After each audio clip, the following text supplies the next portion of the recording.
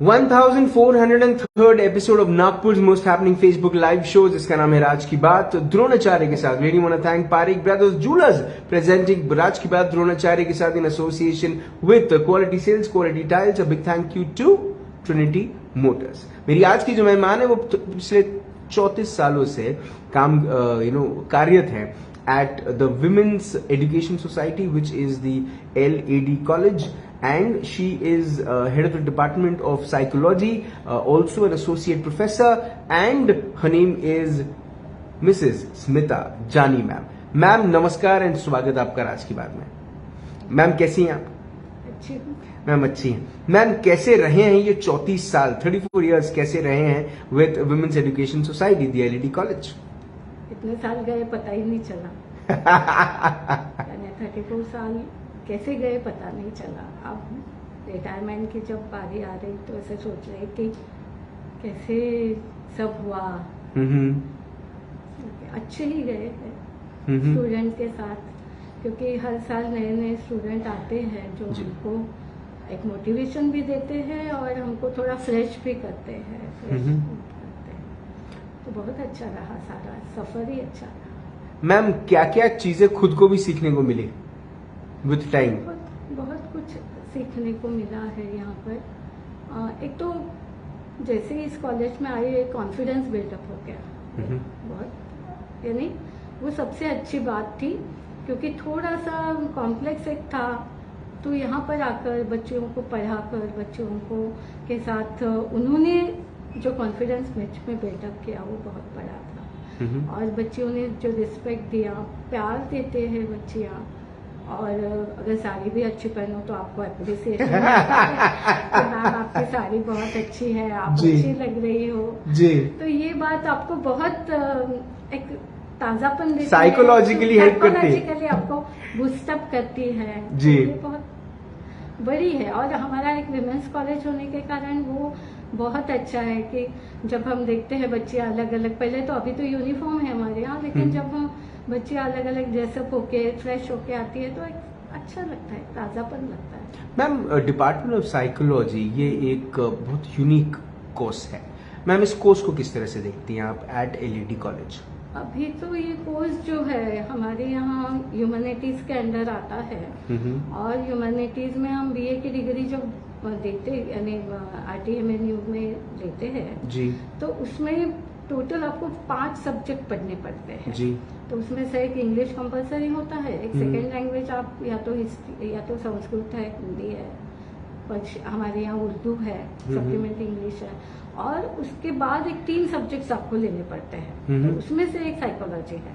बाकी बहुत 15 सब्जेक्ट हमारे यहाँ है, ज्योग्राफी, हिस्ट्री, पॉलिटिकल साइंस है, म्यूजिक है, फिलोसॉफी है, लिटरेचर्स है सारे।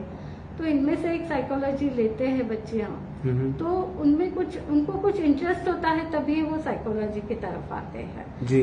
और पढ़ के आते हैं। आजकल पिक्चर्स वगैरह में भी कुछ देखते हैं कि साइकोलॉजिकल प्रॉब्लम्स कुछ है वगैरह जी, तो उससे आते हैं बच्चियाँ। तो पढ़ाना भी अच्छा लगता है और उनसे प्रॉब्लम्स भी शेयर करना अच्छा लगता है। बहुत बार अपने पर्सनल प्रॉब्लम्स भी हमारे पास लेकर आते हैं। और हमारे यहाँ कॉलेज में हमारा एक काउंसलिंग सेल भी है समाधान करके जी, जो हम उनके यानी सिर्फ कॉलेज के बच्चों को हम हमारे उनके प्रॉब्लम सॉल्व करते हैं। मैम साइकोलॉजिस्ट का एक करियर किस तरह का है और क्या अब वक्त आ गया है कि ज्यादा से ज्यादा लड़कियों ने इस किस्म के कोर्स को ऑप्ट करना चाहिए और क्या इसमें करियर है भी? हाँ बहुत है ना यहाँ पे साइकोलॉजिस्ट जो है। तो ये तो एक तो आप एजुकेशन यानी इस फील्ड में जा सकते हैं, फिर काउंसलर्स है, फिर चाइल्ड साइकोलॉजिस्ट है, फिर सोशल वर्कर्स आप बन सकते हो, फिर मास मीडिया में भी है आपका रिसर्च है। और भी बहुत कुछ है। काउंसलर करके भी अगर आप करते हो तो काउंसलर की बहुत एरियाज है, जैसे आपको काउंसलर करके आप डिस्ट्रिक्ट कोर्ट में भी जॉब कर सकते हो, स्कूल काउंसलर भी है, बहुत सारे कोर्सेज आप साइकोलॉजिस्ट के लिए। और जैसे इंडस्ट्रीज में भी आजकल HR मैनेजर वगैरह MBA वगैरह करते हैं, तो मार्केटिंग है, HR मैनेजर है, एडवर्टाइजिंग है, इसमें भी साइकोलॉजिस्ट का बहुत बड़ा रोल है वहाँ पर। मैम कितना लंबा कोर्स होता है ये? अभी तो यहाँ 3 साल का है, 3 साल साइकोलॉजी। हमारे यहाँ वन ऑफ द सब्जेक्ट होने के कारण 3 साल है। और जैसे बॉम्बे पूना यूनिवर्सिटी में एक मेजर कोर्स वो रहता है, वो ऑनर्स डिग्री वो देते हैं जी। तो वहाँ पर पूरा साइकोलॉजी के पेपर्स, तीनों पेपर साइकोलॉजी के ही होते हैं, बाकी सब्जेक्ट नहीं रहते। और मैम ये कोर्स करने के बाद क्या कोई साइकोलॉजिस्ट बन जाता है? नहीं, तुरंत नहीं बनता। BA साइकोलॉजी करके आपको MA करना पड़ता है, स्पेशलाइजेशन करो आप। तो या तो इंडस्ट्रियल है या क्लिनिकल है, काउंसलिंग है, RTMNU में। और फिर उसके बाद आपको यदि काउंसलर बनना है जी, तो आपको वो लेना पड़ता है एक रांची या वहाँ से एक क्या बोल सकते हैं, आपके इंस्टीट्यूशन है, उनसे परमिशन लेनी पड़ती है, जैसे रजिस्टर करना पड़ता है एसोसिएशन होगा। हाँ जी, हाँ, जैसे एक डॉक्टर को लेना पड़ता है के लिए, तो ऐसा वैसे करना पड़ता है। ओके, तो कोई भी उठ के काउंसलिंग नहीं कर सकता है। ठीक है। तो आप एक और काउंसलर्स और एक साइकोलॉजिस्ट का as professionally is a good earning, मतलब आप एक अच्छा करियर उसमें बना सकते हैं। मैम अब चूंकि एक बड़ा वक्त आपने इंस्टीट्यूशन को दिया है, क्या बेनिफिट्स आप देखती हैं जो बच्चियों को मिल सकता है अगर वो साइकोलॉजी डिपार्टमेंट में अपने आप को एनरोल कराती हैं? तो हम लोग साइकोलॉजी डिपार्टमेंट में जब आती है तो जैसे हम कहते हैं कि psychology is a study of human behaviour. तो ह्यूमन बिहेवियर में आप जहाँ कहीं भी जाओगे, आपको उनके साथ इंटरेक्शन करने में, उनके साथ बातें करने में, या उनके साथ आपको कांटेक्ट जब आप करते हो, जैसे हम बच्चों को भी बोलते हैं कि शादी के बाद भी अगर आप जब इन-लॉज के साथ या आपके रिलेटिव्स के साथ संबंध रखते हो या बनाते हो, तो आपको साइकोलॉजी का बहुत बड़ा उपयोग होता है, क्योंकि बिहेवियर आपने पढ़ा है, आप जानते हो, आप उसको प्रेडिक्ट कर सकते हो कि किस इसमें आप क्या क्या हो सकता है, क्या कर सकते हो, मुझे और उनके साथ एडजस्ट करने में आपको बहुत बड़ा फायदा हो सकता है। मैम जो लड़कियां साइकोलॉजी जिन्होंने जो पढ़ेंगी, मुझे ऐसा लगता है कि उनके लिए बड़ा आसान होगा एकता कपूर की सीरियल्स को समझना, है ना? एकता कपूर की सीरियल को समझना शायद कठिन भी है। ये कोर्स करने के बाद भी कोई नहीं समझेगा। ऐसा मुझे लगता है, मैं किसी को ये नहीं करता। अरे नहीं मैम, चलता है इतना।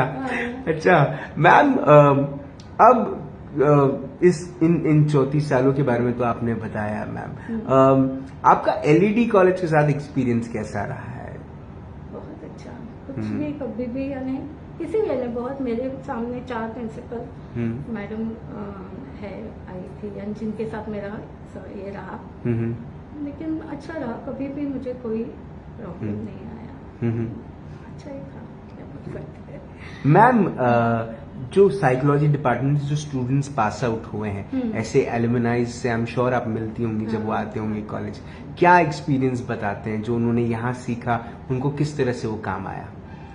एक तो जो हमने यानी करिकुलम में सीखा वो तो काम आता ही है जब नौकरी करते हैं या वो करते हैं, लेकिन पर्सनली मैं जब कहती हूँ कि LED कॉलेज से जब वो निकलते हैं तो वो हर जगह LED को मिस करते हैं जी। कहीं भी जाए, जैसे PG करने जाते हैं, अलग अलग यूनिवर्सिटीज में जाते हैं, हमारी बच्चियां पूना में जाती है, SNDT में जाती है, बॉम्बे में जाती है, लेकिन आते बराबर वो कहते हैं कि LED की बात नहीं है जी। तो ये सुनकर बहुत अच्छा लगता है, टीचिंग की भी बात होती है और माहौल की भी बात होती है कि LED जैसा नहीं है वहाँ पर माहौल, LED टीचर से टीचर्स नहीं है, टीचर के साथ जो हमारा एक बॉन्ड है, अपनापन है, वो बाहर के इसमें नहीं दिखाई देता, उसमें बहुत ज्यादा एक इंडिफरेंस थोड़ा सा रहता है, ऐसा उनका कहना है। मैं आपको नहीं बिल्कुल सही है मैम। ये आखिरी सवाल मेरा, किस किस्म की प्रोफेसर थी आप, किस तरह से याद रहना चाहती हैं लोगों के दिलों में? अच्छा पढ़ाने वाली और